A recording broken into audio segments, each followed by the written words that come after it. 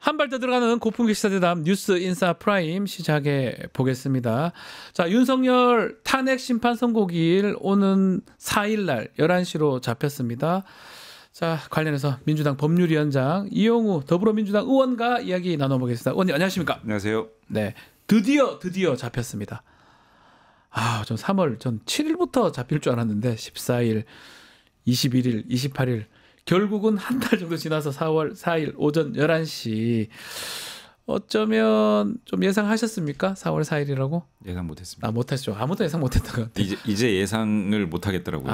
예상하기. 네. 그나마 그래도 기일을 잡아준 거 다행이라고 생각하시는 거죠, 의원님? 예, 그렇죠. 네. 예, 국민들께서 뭐 학수고대라는 표현이 딱 맞을 정도로 저희들도 마찬가지고 일단은 기일 잡힘으로 인해서 조금은 뭐 안정감들이 생기신 것 같고요. 네. 뭐 주가나 네. 이런 부분에서 바로 반영이 되고 있지 않습니까? 그 신기한 게 주식 시장은 정말 뭔가 예측을 하는 건가요? 딱 맞아 떨어지거든요. 뭐가 네. 됐을 때 딱 올라갔다 떨어질 때 딱 떨어지고. 맞습니다. 주식 시장이 사실 뭐 변동성보다는 불확실성보다는 네. 확실한 거 이런 것들을 찾다 보니까 그런 거라고 봐야 되겠네요. 예, 뭐 확실한 것뿐만이 아니고 네. 어느 정도의 결과도 좀 예상되는 어떤 흐름들이 주식 아닌가. 시장도 그걸 알고 있다. 예. 알겠습니다. 지금 결국 4일 되기 때문에 마은혁 재판관 후보자는 임명이 안 된 상태에서 8명이 이 8인 체제로 선고가 된다. 이렇게 봐야 되겠죠? 네. 문제는 윤석열 출석 여부입니다. 네. 어떻게 출석을 합니까? 어떻게 보십니까, 의원님? 탄핵 재판 진행되는 과정에서 뭐 변론 준비기일은 당연히 안 나왔고 네. 변론기일 11차례 진행했는데 그때도 뭐 나오고 싶으면 나오고 안 나오고 싶으면 안 나오고 심지어는요. 네. 그 헌법재판소에 와가지고 네. 그 대기실에 있다가 그냥 돌아가 버려요. 법정에 안 들어오고. 그런 적이 있었죠. 한 번, 그러니까 두 번 이게 있었죠. 사실 탄핵 재판이라고 하는 엄중한 과정에서 구치소에서는 나오게 해준 거거든요. 네. 그 아무나 못 나오잖아요. 사실 구치소 그렇죠. 밖으로 나갈 수 있는 원래 같으면. 그런 권한이 뭐 누구한테 있습니까? 근데 그렇게 해서 재판이 있으니 내보내준 건데 와가지고 심기가 불편하면 그냥 돌아가 버려요. 굉장히 불성실하게 했는데 아마 결과가 뭐 원하는 방향으로 안 나올 걸로 예상이 된다라고 하면 아마 안 나올 가능성이 크지 않을까 이렇게 생각합니다. 구치소에 있었으면 나올 수도 있는데 예. 컨대 구치소에 있으면 뭐 이런 표현이 좀 맞는지 몰라도 바람 쐬러 가는 걸 수도 있잖아요. 안에 예. 있는 것보다. 예. 근데 지금 자신의 관저에 있거든요. 예. 굳이 나올 이유는 없을 것이다. 이렇게 보시는 거군요. 결과 때문에 안 나오지 않을까 이렇게 예상합니다. 뭐 본인들은 뭐 각하기각 얘기하잖아요. 뭐 말은 그렇게 하는데 뭔지 알고 있는 거예요? 예, 그렇지 않을까요? 예. 뭐 이 사건에서 예. 그러니까 저는 뭐 정부든 국민의힘이든 극우 세력이든 뭐 좀 그 법리적으로 좀 네. 타당하지 않은 주장들을 계속 설파하는데 속으로들은 그렇게 생각 안 할 겁니다. 안 할 거다. 네. 실제로 지난 주말간에 SBS에서 이 보도로 됐어요. 5대3 예. 데드락 데드락. 뭐 이렇게 예. 보도가 됐는데 예. 그 부분 어떻게 보셨습니까? 그 사실 이제 그런 부분들 네. 때문에 국민들도 그렇고 여러 가지 좀 혼란들이 있었죠. 네. 실제로 그런 거냐 뭐 이런 이제 얘기들도 그게 이제 또 특히나 그 이제 선고 기일이 계속 이제 지연되면서 네. 혹시 정말 그런 게 있는 거 아니야?라고 하는 거에 좀 불을 지폈다라고 저는 보여지고요. 근데 그 내용은 누구도 알 수 없습니다. 그렇죠. 알 수 없고 다만 선고 기일이 이렇게 지연되는 거에 있어서 뭔가 그 재판관들 사이에 이견이 있는 거 아니냐라고 하는 것들이 점점 이제 좀 그 뭐랄까요 좀 의견들이 많아져 네. 갔었던 건 사실이고 국회에서도 그런 부분들이 좀 있었는데 이제 그런 부분들이 좀 클리어된 거 아니냐 이렇게 좀 생각을 합니다. 네. 저도 뭐 변호사 뭐 업무를 오래 했지만 딱 하나 확실한 거는요. 주문 나올 때까지 아무도 알 수가 없습니다. 그거 변호사 업무도 하셨으니까 법률가이시니까 네. 본 적 있습니까? 없죠. 없습니다. 네. 예상은 할 수 있죠. 네. 그렇지만 법관이면 법관, 뭐 재판관이면 재판관, 재판장이 주문을 낭독할 때 그 효력이 발생하는데 네. 그 다 할 때까지는 네. 사실은 아무도 알 수 없고 그 다 그냥 추측도 아니고 그냥 자기 바람 같은 얘기 아니겠습니까? 희망 섞어서 얘기하는 부분 예. 많고 뭐 추측의 추측이고 예. 이게 구분이 안 돼요. 뭐가 예. 정보고 뭐가 추측이고 이런 게 사실 정보는 없거든요. 정보는 없습니다. 누구도. 네. 그래서 100만 가지 설이 없습니다. 이제 돌았죠. 근데 100만 가지 설이 다 틀렸고. 정보는 없습니다. 예. 하다못해 4월 1일 날 선고기일 고지하고 4월 4일 날 선고할 것이다. 이것도 사실은 맞추거나 예상했던 분 별로 없거든요. 네. 뭐 그러니까 의미 없는 거예요. 의미 없는 얘기고 또 어제 선고기일 고지되니까 또 뭐 보수층이라고 하나요? 4대4 얘기를 하더라고요. 네. 4대4. 김형두 재판관 포함 그 나머지 그 정영식, 조한창, 김복형 네 분이 기각할 것이다, 뭐 네. 각하할 것이다 등등의 지금 얘기를 하던데 뭐 그런 것도 사실은 의미 없는 예. 얘기라고 봐야 되겠죠. 예, 의미 없는 추측에 불과하고요. 그런 수가 없는 게 지금 뭐 그 얘기는 아마 이럴 겁니다. 네. 이제 5대3 데드락을 기준으로 했을 때 이 데드락 상황에서는 선고를 못 할 테니 이제 자기네들이 원하는 방향으로 한 명이 기울었다. 이런 그 뭐 근거 하에서 이제 추측을 하는 것 같은데요. 그렇죠. 제가 누차 말씀드리지만 이 사건은 각하 결정문, 기각 결정문 쓸 수가 없는 불가능한 그러니까 법률의 영역에서는 주장할 수 없는 그런 사건입니다. 네. 그렇기 때문에 헌법재판관들이 평생 남을 그 결정문에 각하나 기각의 어떤 의견을 그 결정문에 쓴다?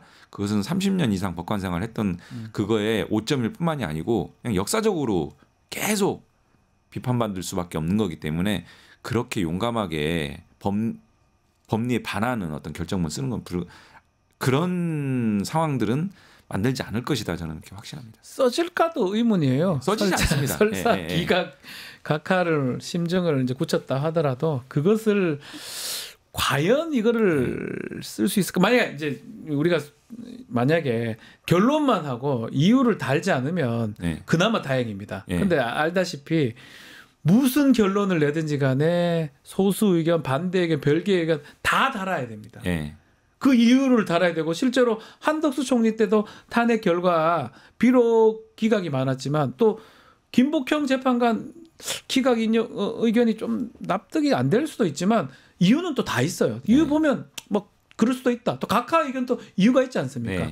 그런 것 때문에 더 안 된다 그 말씀 네, 아니겠습니까? 맞아요. 그러니까 네. 각하 사유로 주장하고 있는 몇 가지 것들이 있는데 법리적으로 보면은 하등의 근거가 없는 없다. 비법률적인 얘기들 그냥 네. 정치적 선동이라고 저는 규정하는데요. 그런 부분들을 하는데 그런 것들을 30년 이상 법리로 트레이닝 된 이 재판관들이 정말 억지 주장을 갖다 붙이면서 결정문에 쓴다? 이것은 뭐 말이 안 되는 내용이고 불가능하다. 기각 사유도 마찬가지입니다. 기각 사유와 관련해서 지금 한간에 계속 얘기되는 지점이 탄핵 사유 자체를 부정하는 것은 불가능하기 때문에 예. 불가능하잖아요. 다 봤으니까 불가능하기 때문에 그래 탄핵 사유는 인정되나 이게 대통령을 파면할 정도의 중대한 사유냐라고 네. 하는 지점을 가지고 이제 물고 늘어지는데요. 네. 아니 헌법에서 말하고 있는 가장 핵심 가치들 국민주권제도, 사법제도, 선거제도, 의회제도, 정당제도 이런 것들을 다 파괴하려고 하는 행태였거든요. 네. 이게 제 얘기가 아니고 윤석열 정부 검찰이 윤석열 내란수괴죄 기소하면서 공소장에 못 박은 맞습니다. 내용입니다. 공적 내용입니다. 예. 공적 그 내용. 제가 지금 열거한 이런 헌법에서의 핵심 제도들 하나만 문제가 돼도 탄핵 사유예요. 파면 사유예요. 근데 싹 다 해당해요. 싹 다 해당돼요. 5개 쟁점에서. 근데 이거를 파면할 정도로 중대하지 않다라고 하면 어떤 사건에서 과연 파면이 가능하겠느냐. 그러니까요. 탄핵 심판 제도가 무용지물이 되는 거다. 네. 그렇기 때문에 이런 것들을 너무나 잘 알고 있는 재판관들이 이에 반하는 기각결정문을 쓴다? 불가능하다고 생각합니다. 8대0 예상하십니까? 8대0 예상합니다. 예. 예. 자, 그렇다면 뭐 국민의힘 같은 경우는 승복하겠다고 어제 밝혔어요. 권영세 비대위원장이. 저는 뭐 윤석열이 승복할 수 있냐 이 부분도 되게 중요할 것 같거든요. 네. 어떻게 보십니까? 저는 이 승복 얘기에 대해서요. 굉장히 좀 뭐랄까 불쾌하고 예. 이거는 여당에서 지금 자꾸 승복하자 얘기하는데 예. 이거는 국민들한테 승복하라는 얘기거든요. 사실은 국민들한테 예, 국민들한테 승복하라는 얘기를 계속 주문하는 거예요. 사실은. 근데요, 아니 국민들은 이 상황에 엄청난 피해자인데 예. 피해자한테 어떤 결과가 나오든 승복해라. 이건 가당치 않은 얘기입니다. 그냥 성립할 수 없는 그냥 주장에 불과하고요. 승복이라고 하는 것은 윤석열이 선제적으로 지금 나와서 해야 되는 겁니다. 자기가 해야 될 거다. 윤석열은요 계엄과 내란을 일으키고 난 뒤에 제대로 된 국민들을 상대로 한 사과와 반성, 진정성 있는 이런 얘기 한 적이 없습니다. 들어본 적이 별로 없는 것 같아요.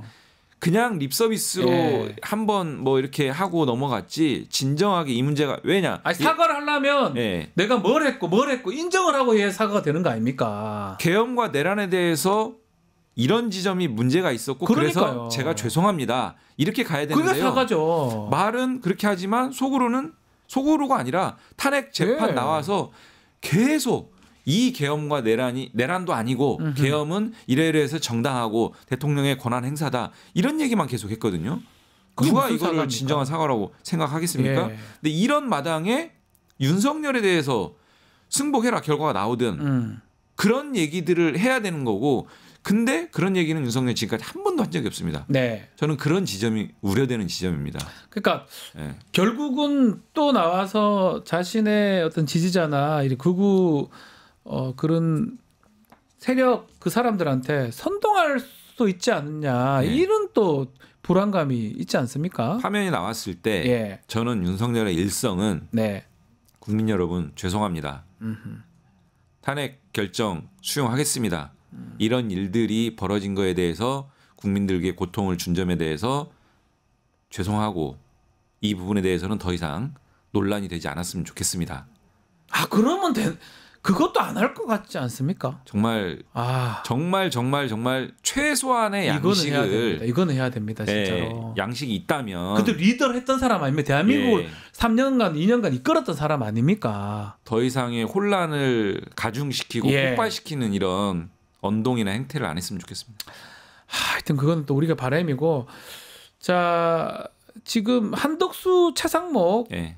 두 사람 탄핵을 지금 민주당이 사실은 진행을 하려고 했잖아요. 예. 어제 기일을 잡히면서 이게 좀 어떻게 되는 겁니까? 중지된 겁니까? 어떻게 봐야 됩니까? 아직 뭐 당 지도부가 좀 여러 가지 고민을 하고 있는 것 같고요. 개인적으로는 한덕수 탄핵과 관련해서 얼마 전에 지난주에 이제 그 기각 결정이 됐잖아요. 네. 근데 내용은 위헌이고 위법이다라고 하는 것을 명시적으로 못 박았습니다. 마은혁 후보자 임명하지 않은 거. 하는 거. 네. 그리고 그 최상목 관련해서 권한쟁의 심판에서 네. 또 한 번 그 미임명 행위는 위헌이다라고 하는 것을 만장일치로 못 박았습니다. 맞습니다. 그러니까 위헌이라고 하는 부분은 헌법재판소가 2번이나 못을 박았고요. 문제는 또 뭐가 있냐면 그 마은혁 재판관 미임명 행위뿐만이 아니고요.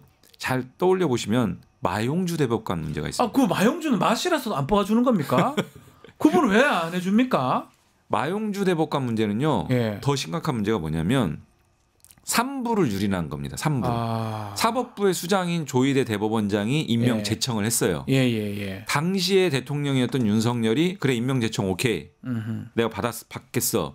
그러고 나서 국회에다가 임명 동의안을 제출했어요. 네. 국회에서 임명 동의안을 의결을 했어요. 예. 그래서 다시 보냈는데 이제 이 사이에 대통령 직무정지가 돼서 권한대행이 왔는데 이 권한대행이 이 3부가 다 의사결정을 한 부분에 대해서 나 임명 못하겠다고 지금 그건 스톱을 이해가 안 걸었어요. 되네요. 도장만 찍으면 되는 거잖아요. 본인이. 뭐. 그러니까 이 행위는 뭐냐면 대한민국의 3부의 수장이 다 결정한 내용을 대행이 예. 심지어 당시의 대통령이었던 윤석열의 의사에 반해서 그러니까. 대행이 거부를 하고 있는 꼴이거든요. 이건 뭐, 이해가 안 되네요. 뭐 말로 설명할 수 없는 뭐 극악한 어떤 유연적 행태고요. 네. 근데 여기에 헌재라고 하는 5부의 한 구성원이 두 차례 위헌 결정을 해놓은 마은혁 재판관 임명도 계속 거부하고 있고요. 네. 거부 사유도 얘기를 못해요. 거부 사유가 없기 때문에 합의해라고 자꾸 이상한 소리. 그 얘기 못합니다 이제. 예. 여야 합의로 예. 과거에는 얘기했는데 헌재에서 여야 합의는 사유가 안 된다라고 못을 박았어요. 그러니까요. 그러니까 이제 입국다. 가만히 있는 거죠. 아무 얘기 안 합니다. 가만히 있는 거죠. 그래서 어느 기사 제목이 이렇게 뽑았잖아요. 예. 그 한덕수의 벌린 입은 마은혁 재판관 임명 앞에서는 왜 다치냐. 기사 제목을 그렇게 뽑았더라고요. 아니 그거 마은혁 후보자는 임명 안 하고 또 최근에 이사 그 충실 의무 관련해서 주주까지 확대한 상법 개정안 그건 또 거부권 또 행사를 했더라고요. 네. 이것도 이해가 하기 어렵잖아요. 그러니까 뭐 자기 입맛에 맞는 것만 하는 거고요. 그러면 대통령이 하겠다는 거잖아요. 권한대행이 아니고. 그러니까요. 이게 그 국가 권력이 네. 이런 방식으로 행사되고 운영되면은 이게 뭐 국가가 장난입니까? 헌법재판소가 있고 하라면 해야 네. 될 거 아니에요. 그런 맞아요. 의무가 발생한 거잖아요. 네. 그러니까 이게 예를 들면 이런 거죠. 헌재에서 이제 탄핵 그 한덕수 총리에 대한 탄핵 기각 결정이 났잖아요. 네. 그래서 잽다 받아요. 네. 받아가지고 기각 결정 났으니까 받아들이겠습니다. 네. 그리고 복귀해요. 예. 그래놓고 그때 당시 헌재에서 위헌이라고 못 받은 부분은 또 그건 안 받아. 해요. 똑같은 결정문에 자기가 받고 싶은 분만 받고 그거 안 되지 받기 싫은 않습니까? 거는 안 받고 취사 선택하는 거고요. 거부권도 마찬가지입니다. 그리고 심지어 이제 이런 얘기 나오잖아요. 4월 18일 날 퇴임하는 재판관 2명에 대해서 공석 생기면 임명하겠다라고 하는 그런 부분들을 정부에다가 정부가 계속 얘기하고 협의하겠다. 보수 언론에 계속 띄우고 이러면 저는 한덕수 총리가 이거 임명하겠다 나서는 순간 예. 이거는 뭐 말도 안 되는 상황이고요. 저는 그래서 예. 돌아오면 한덕수 총리 그 최상목 부총리 네. 저는 즉각적으로 탄핵해야 된다고 두 생각합니다. 사람 즉각적으로. 그 탄핵 선고 끝난 다음에 4월 아니요. 4일 날 저는 오늘 본회의 내일 본회의에서 통과시킴 즉각적으로 해야 된다고 생각합니다. 어. 이런 일들에 대해서 단호한 어떤 입장들을 취하지 않으면 예.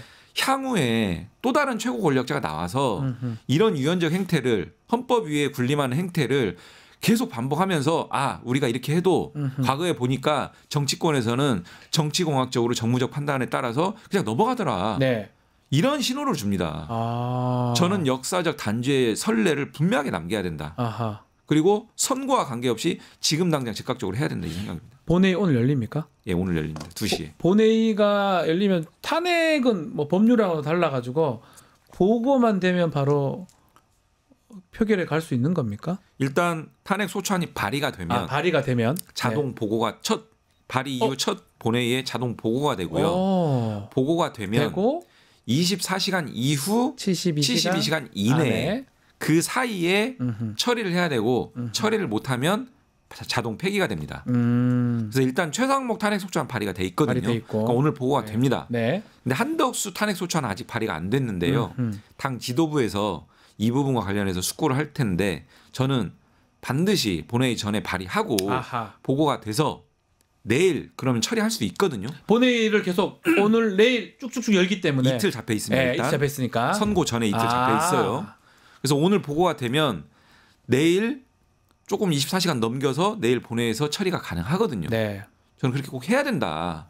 아니 고위공직자가 헌법을 무시하면 더 할 말 없는가? 그냥 사인으로 사는 게 안 나아요. 그거 그렇죠. 뭐하러 공직자랍니까? 헌법 법률 지키기 싫으면 그거 그냥 일반인으로 살아요. 내려놓으면 되죠. 마음대로 살면 되잖아요. 네. 뭐하라 그럼 그거 우리가 내려놓게 해주겠다는 거예요. 스스로 안 내려놓으니까. 들어보니까 또 일리 있는 말씀으로 들리는데 아니 일리가 아니고요. 네.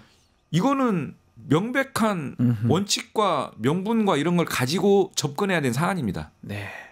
알겠습니다. 네. 자, 이 탄핵 부분 또 최상목 한덕수 탄핵 부분도 한번 지켜보기로 하고요. 심우정 총장 얘기 좀 해보겠습니다. 네.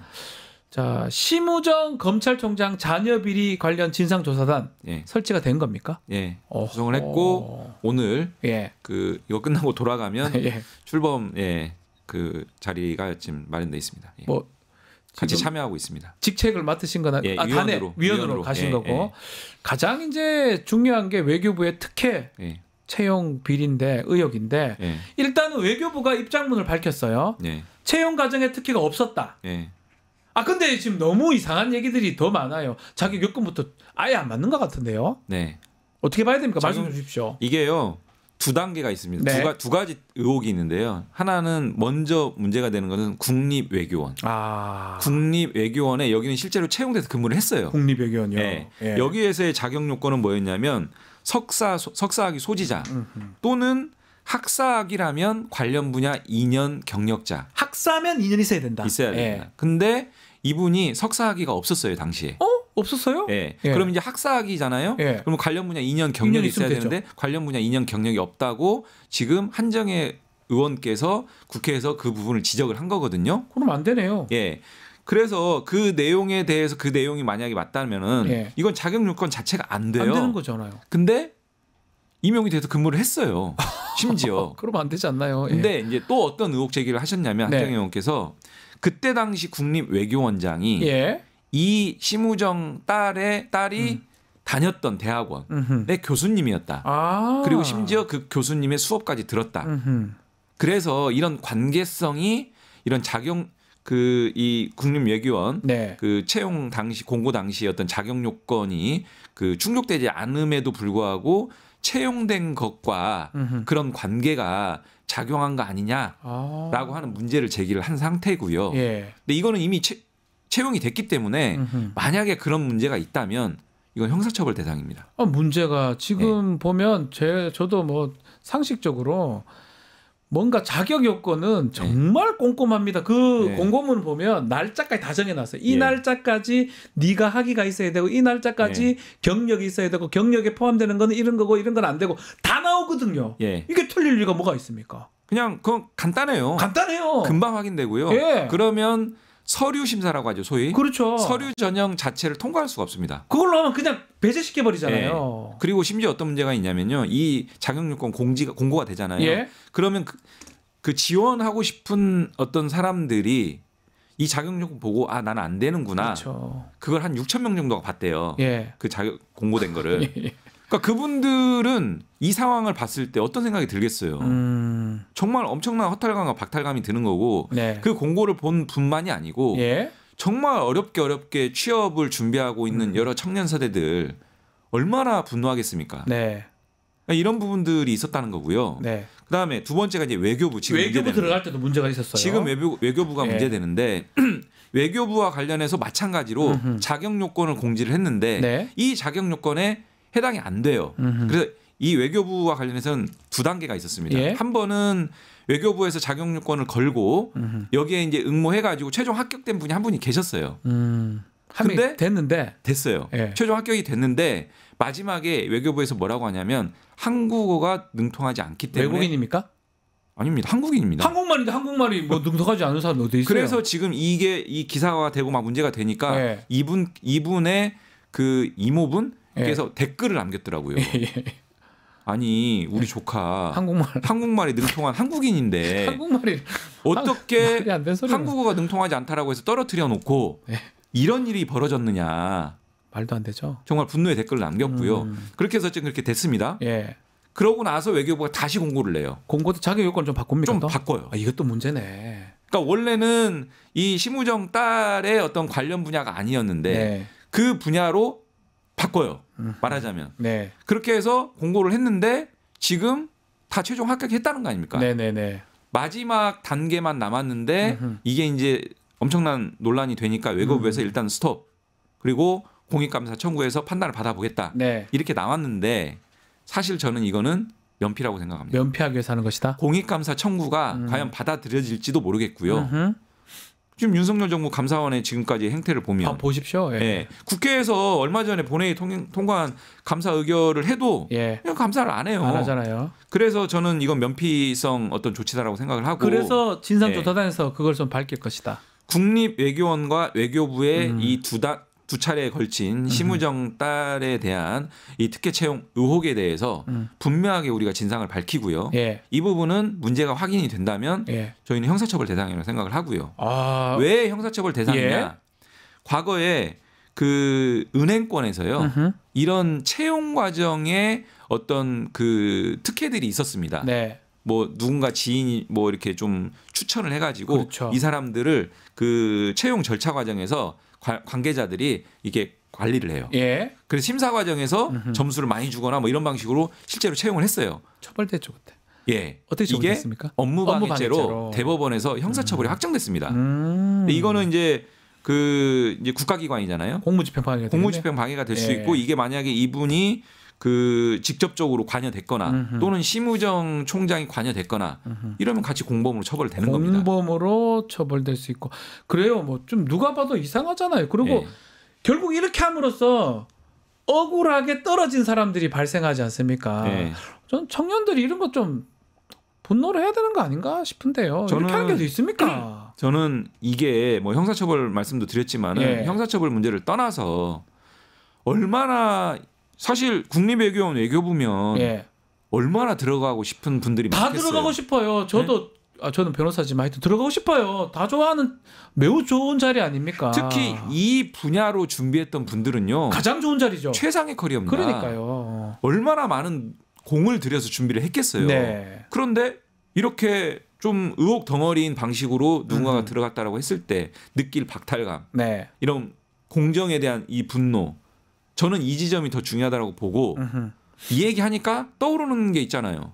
조국, 조민 뭐 이쪽 아닙니까? 그때 윤석열 검찰이 했던 행태, 예. 심우정 검찰이 과연 그 방식대로 할까요? 아니 저는 그때 기자들도 언론도 문제예요. 그날 네. 치면서 보도하고 있으면 이거는 또 안 하니까 별 보도는 크게 없는 것 같아요. 없어요. 더 하면 덜하지 않는 것 같은데요. 네. 정말 확인해야 되는 거 아닙니까? 이런 방식으로 언론이든 수사기관이든 이런 방식으로 나오면 안 됩니다. 안 이거. 됩니다. 네. 그래서 민주당이 이 사안에 대해서 진상조사단까지 꾸리는 거고요. 네. 검찰이나 언론이 제대로 들여다보지 않는다면 민주당이 선제적으로 나가서 봐야 된다. 이걸 살펴보겠다. 예. 들춰내겠다. 진상을 밝히겠다. 그래도 안 움직인다 검찰이. 네. 심각한 문제입니다. 이게 자녀 문제뿐만 아닙니다. 심우정 네. 검찰총장. 네. 윤석열 즉시한 거는 막 즉시 포기를 하더라고요. 바로 포기를 하더만 네. 이재명 대표 상고는 하루 만에 해버려요. 그리고 네. 또 뭐 특활비 관련해서 뭐 걸리니까 그런 판결도 망설임 없이 항소하고 이건 어떻게 봐야 됩니까? 너무 이중잣대 아닙니까? 그 이중잣대를 넘어서 저는 이제 불법 석방이라고 불법 석방이라고 이제 우리가 규정을 했었잖아요. 예. 불법 석방 명백한, 그러니까 형사소송법에 그 즉시 항고할 수 있는 기간 7일 동안은 즉시 항고를 하든 안 하든 네. 풀어주면 안 돼요. 맞습니다. 소위 말하는 집행 정지효가 있기 때문에 7일은 무조건. 7일간. 예. 근데 자기가 무슨 권한을 가지고 그냥 풀어줘 버려요. 야 풀어줘. 저는 깜짝 놀랐습니다. 예. 과거에 자신들 조직의 어떤 보스였다라고 생각을 해서 네. 풀어졌다라고 저는 그렇게 보거든요. 네. 아니 법을 다루는 그 기관의 수장이 네. 법 위에서 이런 방식으로, 그것도 내란 숙의 피고인에 대해서 거리를 활보하게 만드는 이런 조치를 했다. 네. 말이 안 되는 거고요. 예. 편의적이에요. 그리고 이재명 대표 항소심에 대해서는 어땠습니까? 무죄, 명백한 전면 무죄가 나오니까 나오자마자 판결문도 안 바로 보고 그냥 하더라고요. 바로 다음날 상고했지 않습니까? 예. 그러니까 너무나 편향적이고 이런 거에 대해서 편향적이라는 기관의 편향성이라고는 하는 것은 그 기관에 대한 국민적 신뢰를 완전히 갉아먹는 네. 그 굉장히 심각한 문제거든요. 처벌 여부를 떠나서. 예. 저는 그런 지점에서 더 이상 윤석열 정부 검찰, 심우정 검찰은 저는 사망했다 이렇게 봅니다. 탄핵을 윤석열 선고까지는 좀 보겠다, 유보하겠다라고 하는데 이 선고기일 정해졌지 않습니까? 예. 심우정 총장에 대한 탄핵 진행이 되는 겁니까? 저는 이 부분도 예. 불법 석방했을 때부터 네. 탄핵 추진해야 된다. 계속 얘기했거든요. 네. 근데 이제 그 권한 대행들에 대한 탄핵이 우선적으로 이제 논의가 되고 그러니까요. 진행이 됐었고요. 예. 근데 지금 이 부분에 대해서도 당에서는 아직 이거에 대해서 명확하게 정해진 바는 없습니다. 근데 아마 심우정 총장의 이런 행태들이 계속 누적돼 왔기 때문에 네. 탄핵 문제를 포함해서 우리가 일단 고발은 또 해놨잖아요. 고발은 해놨고, 그렇죠. 예, 야오당이 고발을 했고 공수처가 수사를 하겠다라고 하는 거고, 이런 탄핵, 고발, 형사처벌 뭐 이런 방식의 어떤 책임 추궁이 반드시 있어야 된다. 이런 생각이 들고요. 네. 저는 이 부분도 오늘이라도 좀 탄핵 소추안 발의해서 보고하고 처리를 했으면 좋겠는데 오늘 하면 이제 내일 모레까지 되네요. 할 수 예. 있는데 아마 지금 심우정 총장까지 지도부에서 그 신속하게 뭐 조치를 할지 이건 네. 좀 두고 봐야 될 것 같습니다. 알겠습니다. 자, 오늘 말씀은 여기까지 듣겠습니다. 이영우 더불어민주당 의원과 함께했습니다. 오늘 말씀 잘 들었습니다. 감사합니다. 네, 고맙습니다. 자, 마치기 전에 내일 방송 소개해드리겠습니다. 장윤선 기자 최강 시사 내일 준비되어 있고요. 잠깐만요. 최현일 더불어민주당 의원과 대담 또 유튜브 구독하고 실시간 채팅과 댓글을 남기시면 매일매일 7,000TTCO를 드립니다. 참여 방법은 통통물 어플을 다운로드하고 회원가입과 로그인을 해주세요. 마이페이지에서 나의 회원 고유 번호를 복사해주세요. 유튜브 구독 후 실시간 채팅이나 댓글창에 고유 번호를 한 번만 입력하면 준비 끝! 지금 유튜브 채팅과 댓글 쓰기 참여하고 7,000TTCO 받아가세요.